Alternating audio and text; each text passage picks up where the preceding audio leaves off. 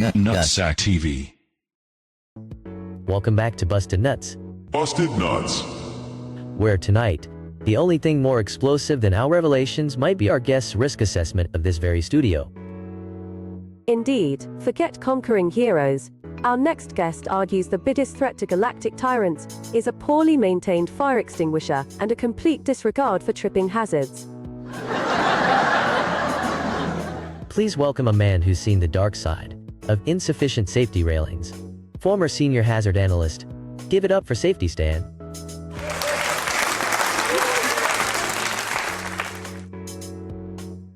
Stan, welcome. I notice your safety helmet is already on. Are you anticipating airborne debris, or is it our studio lighting you find particularly hazardous? Standard procedure. My preliminary visual sweep identified several potential Class 2 infractions, including insufficient seating for the designated number of personnel and a concerning number of unsecured power conduits. It's all in my initial observational notes. So Stan, you worked for the greatest emperor of all time. Is there an acronym? Like with GOAT, the greatest of all time, or JOTE. That whole GIF versus GIF thing really throws me. Imperial Edict 77 Alpha stipulated the vocalization as GEAT, an acronym for Greatest Emperor of All Time. The memo also specified that failure to use the approved pronunciation was grounds for immediate reassignment to primary laser cannon polishing duty, without eye protection. But that's all moot now. GEAT. Got it. And your official capacity within the Empire? Senior Hazard Identification and Mitigation Analyst for GEAT's Primary Command Center, officially designated Apex Station. Though, given its spherical structure, I consistently referred to it in my reports as the Death Sphere. So you are the guy telling Imperial minions to lift with their knees? Among other things. My revised protocol for calibrating blaster power cells, for example, reduced spontaneous catastrophic meltdowns by over 60% in the third fiscal quarter. They even gave me a commemorative pin for that one. Standard issue, of course. But my primary contention, supported by voluminous documentation, is that GEAT's regime didn't collapse because of the rebels. It was a cascade failure rooted in a fundamental disregard for basic workplace safety. Let's discuss Apex Station. From the outside, it was presented as an impregnable fortress. A carefully cultivated facade. Internally, the Death Sphere was a textbook example of hazardous design.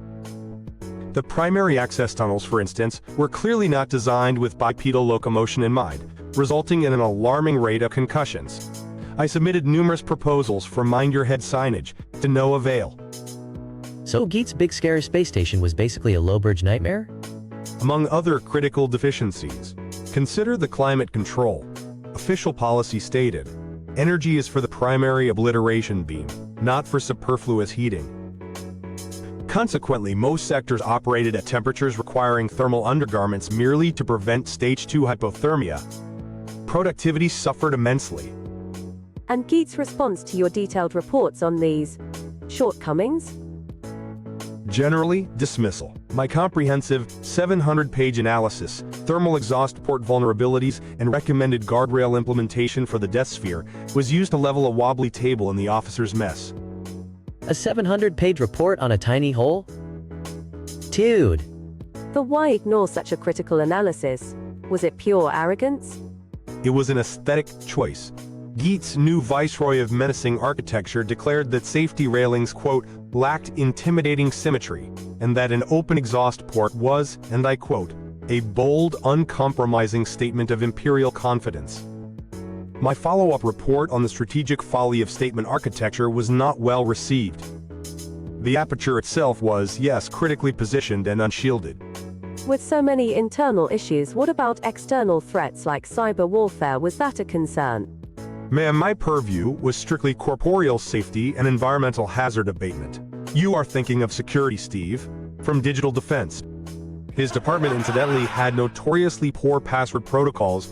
Official guidelines stated all passwords must consist of Hail the GEAT, followed by a 2-digit number. Their primary server cooling system frequently malfunctioned due to improper fluid replacement schedules.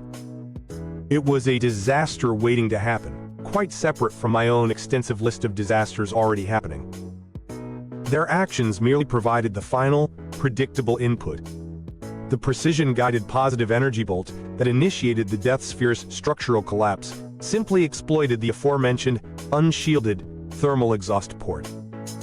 It was all detailed in my catastrophic failure scenarios brief, Appendix B, subsection Gamma, projectile ingress via unsecured aperture. So basically, they shot a bullseye on a target you painted for them? Yes. So the Death Sphere was actually only lethal for the crew? Yes. I prefer to think I provided clear, actionable intelligence on a critical vulnerability that was then willfully ignored by senior command for aesthetic reasons. So to be clear, Geet wasn't truly defeated by this external force? His empire was defeated by a systemic refusal to invest in basic safety measures, a disregard for established hazard management protocols, and an organizational culture that prioritized looking menacing over being structurally sound.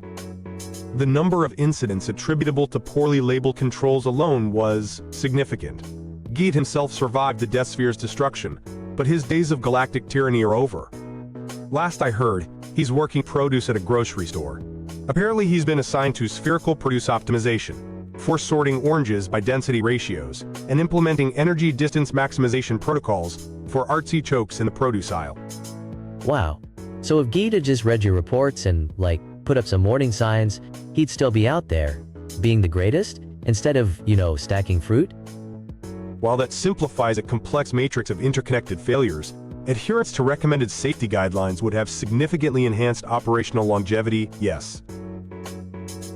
Speaking of safety, Stan, I've got this new brand of vegan cheese. Some of the crew are saying it's structurally unsound, and maybe even a biohazard. Could you, take a look, maybe certify it as safe for consumption? Or at least, safe to be in the same room as? Vegan cheese, is it stored at the correct temperature? What are its listed ingredients? Is there a clear best by date? And crucially, has a full allergen risk assessment been conducted for all personnel who might come into contact with it? I'd need to see the material safety datasheet first. Furthermore, according to Regulation 69420, Section 658, Appendix Y, the owner of vegan cheese is required to undergo regular review of nutritional pre-hazards, which necessitates the filing of the comprehensive form 694-20658Y before any workplace introduction can be approved. On that appetizing note, our thanks to Safety Stan. A stark reminder that even in space, it pays to read the warning labels. Especially on cheese. Yeah. Join us next week, when my vegan cheese will be safety certified. Stay safe, Busted Nuts fans. Don't be silly. That will take years, and many engineers to certify. Good night, everyone. Nutsack TV.